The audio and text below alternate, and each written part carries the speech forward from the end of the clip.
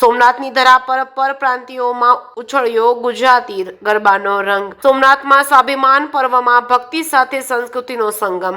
Hamirji circle પર ગરબાની રમઝટ, સ્થાનિકો સાથે પરપ્રાંતિઓ ગરબે ઘૂમ્યા હતા। ભાષાની દિવાલ તૂટી હતી। તાલ અને તાળે સૌ બન્યા હતા એક સમાન।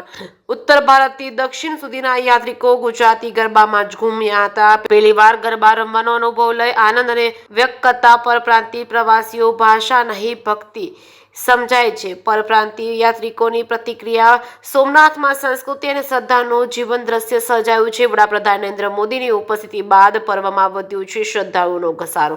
રાજ્ય સરકારનો નિર્ણય સોમનાથ સ્વાભિમાન પર્વ 15 જાન્યુઆરી સુધી લંબાયો હતો। અતૂટ શ્રદ્ધાના 1000 વર્ષની ઉજવણીમાં દેશભરના શ્રદ્ધાળુઓ જોડાયા હતા। રોશની, સંગીત અને લોક કલાએ સોમનાથને બનાવી દીધું હતું સાંસ્કૃતિક કેન્દ્ર। ભારતીય સંસ્કૃતિની એકતાનું અનોખું ઉદાહરણ બન્યું હતું સોમનાથ। ભક્તિ, ગરબા, ગૌરવ સાથે સોમનાથ સ્વાભિમાન પર્વ ઐતિહાસિક બન્યું છે।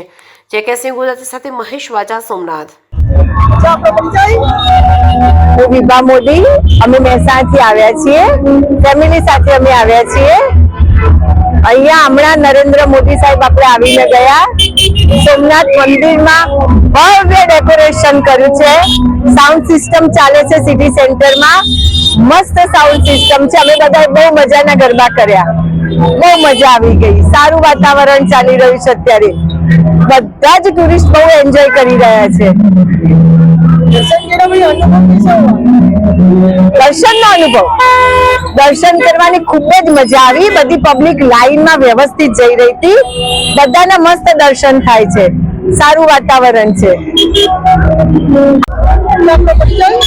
विजय कुमार मोदी મહેસાણાથી આવ્યા। સોમનાથના દર્શન કરવા આવ્યા અને સાઉન્ડ સિસ્ટમ બહુ સારું છે અને મોદી સાહેબ આવ્યા હતા એનાથી તો બહુ ભવ્ય મંદિર લાગી રહ્યું છે અને ગરબા પણ સારા થઈ રહ્યા, પબ્લિક પણ બહુ વધારે આવી રહી છે। દર્શન બહુ સારા થયા, 3 વાર 4 વાર દર્શન થયા અને આવવું જોઈએ, બધા પબ્લિકે આવવું જોઈએ। અહીંયા આખી ગુજરાતની પબ્લિકે આવવું જોઈએ, ઇન્ડિયાની પબ્લિકે આવવું જોઈએ, દુનિયાની પબ્લિકે આવવું જોઈએ। સારા દર્શન થાય અને બધાની મનોક્રમા પૂરી થાય। હવે 4 જણા આવ્યા છે, એક મારા ભાઈ છે, એક ભાભી છે અને એક મારી વાઈફ છે।